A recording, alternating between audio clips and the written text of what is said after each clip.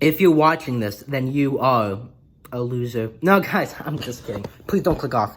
Anyways, guys, this is a new format I'm trying. It's called drawing while talking. So you're gonna see me drawing some pretty mediocre stick figures to represent what I'm gonna say. And basically, I'm just gonna be telling you life stories of my 16 years. I feel like recently I've realized how much I've experienced in terms of awkward situations and dealing with some pretty nasty people. So we're gonna do maybe 3 stories. So the first one is for the boys, and this is about DMing. Now, DMing on the Instagram, especially, is a dangerous game, as most of you men know. You do it the wrong way, and you're done for. You're blocked. But if you do it the right way, you might find out the girl you're DMing, or boy, I don't judge, was not for you. But in my case, this was in 8th grade, and I liked this girl. I didn't really know her that well. She was a grade below me, and, I'm an anxious guy. I don't really do well under, talking to girls, and especially people that I don't know at all. And she was intimidating. But anyways, I decided to DM her on the Instas. I was like, I'm a year above her. You know, she'll be so happy. She'll be so, blown away that an 8th grade boy DMs her. I felt like I had a bit of power. And I DM'd her. And she said hi. I said hi. And things were going good. Now, the first mistake that I did was that I never tried to have a conversation with her in real life. So, tip number 1. If you want to talk to a girl that you barely know, talk to her in person before you DM her. Because let me tell you, people get really surprised and a little why is this kid that I've never talked to in my life DMing me? It's a little bit weird. My first line that I would always say was hi or hey.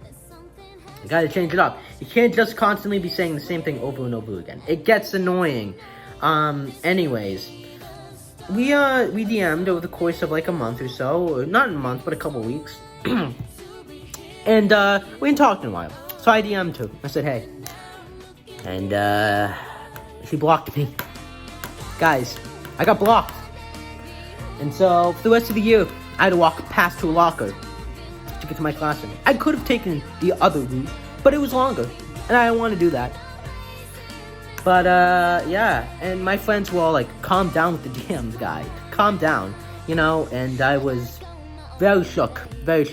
I guess it was the only little scandal or controversy I got into. I think I came off as annoying or kind of I think I just came off as annoying and oh, this guy's DMing me again. I'm just gonna block him.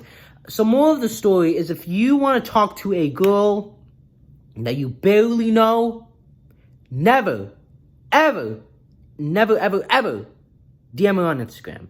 Talk to her in person and get a real, actual relationship with her, and then DM her. And if you do it first, you have to talk to her in person. And just don't say, hey, hi. Don't constantly be asking questions. Just have a conversation. You don't have to always be asking her stuff.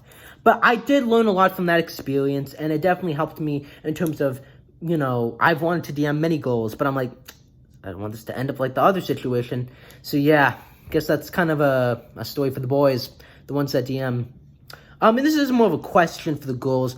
Why do you not answer your DMs or messages? You're always on your phones, everywhere, all the time, constantly just on your phone.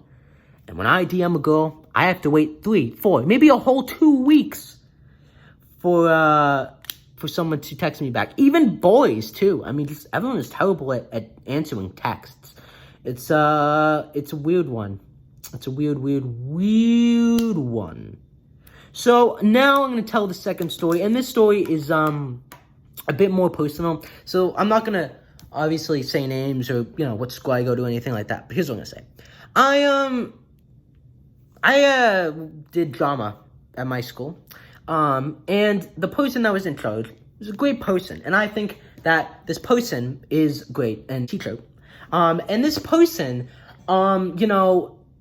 always stressed me out. Everyone loved this person, this teacher. But I didn't see it. This person always stressed me out. This person was pushing me to go to that next level. But how can you push someone if they don't know the steps to take? But anyways, I did crew for the fall review show. And I remember I had a doctor's appointment, the day before. So I kind of didn't know what time to come in. So I come in, and this person is having a meeting with the whole cast. And I walk in, and this person's like, let's hear it for Andres. And everyone's clapping. And I just sat there like, hi. I was absolutely humiliated. I was like, that is the one thing that you don't want to have happen.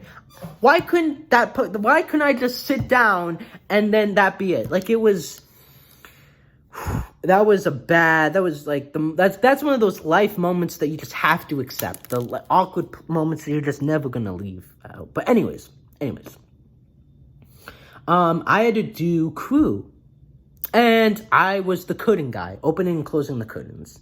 And the person that was going to do it, for some reason, just couldn't do it that night. So I had to learn the entire show in a couple of hours. And it was stressful, but I did pretty well. I had like a little mess up, but I did amazing. Like, it was great. I couldn't believe how well I did under the pressure. And ultimately, doing curtains is pretty fun. I had a job consistently, and I was constantly backstage watching the performers. It was stressful, but I managed pretty well. So anyways, the spring musicale comes around. And this show, I loved. My favorite show. And I audition. I get cast as ensemble, I guess. I had a little speaking part. And I had to come to rehearsals where I would say one line and then wait. And the problem was I stopped going to rehearsals because I was like, listen, I'm not connecting with the cast in any way. I'm not really having fun. And I'm wasting hours there. I'm not doing anything for half of the rehearsal, and then when I am, it's just kind of not worth it. So I stopped going, but I still wanted to be a part of it. Now, I know this was my fault. I should have gone to the teacher and said, I don't want this part, just put me in ensemble, and that would have changed the whole thing. But I have really bad anxiety, you see, and the anxiety stopped me. But anyways, the teacher said, start attending rehearsals regularly or I'm kicking you out. And I said, okay. So I go. I had to wait almost 2 hours for this rehearsal, and we were there until like 7 o'clock, and I did nothing. I sat backstage the entire time. And then this teacher says to me, listen, man, in front of everyone, why weren't you in the dance? When I was never told to be in the dance. I was never given that instruction in the first place. And this person was like, the teacher was like, I thought you left. I didn't even know you were still here. And that was humiliating. That really humiliated me. I felt I felt like this person the teacher was kind of disrespecting me. And the person also, when we had a dinner break, said, why don't you go with your friends? But the person said it in a condescending way, and I was like, that's it. And so I stopped going. And then I came back, and then I got kicked out. And I tried to explain my situation. And this person was like, I get it, but, you want to do crew? And I was like, sure. But then I eventually said no because it was just too weird. Moral of the story is that if you have an issue, you tell the person. And also, I feel like I was very responsible because I just didn't attend. So, of course, I'm going to get kicked out. But this person didn't realize that they were also responsible for my not going. But that was kind of a pretty bad situation, and I had never been kicked out of something before in my life. So to be kicked out of something was very shocking, and I think it just it made me upset, and it made me more upset because I felt like the person had a bit of an ego and kind of wasn't listening to my story and actually trying to understand it, and kind of already had made up their mind. But anyways, that was my theater story, and because of that, I decided, you know what? I don't really like this whole acting thing. I want to start my own production company. And so I started my own production company, and we had 2 rehearsals, and then COVID-19 shut that down. And now I'm here, doing a YouTube video where I'm basically drawing stick figures. Yeah. But you know what? I had always wanted to do a drama club. I had always wanted to direct. So I did accomplish my dream, which so many people can never say. So I think it would have been a full accomplishment if I actually did the show, but I still got to that place, and all that hard work did pay off. 2 rehearsals went very well.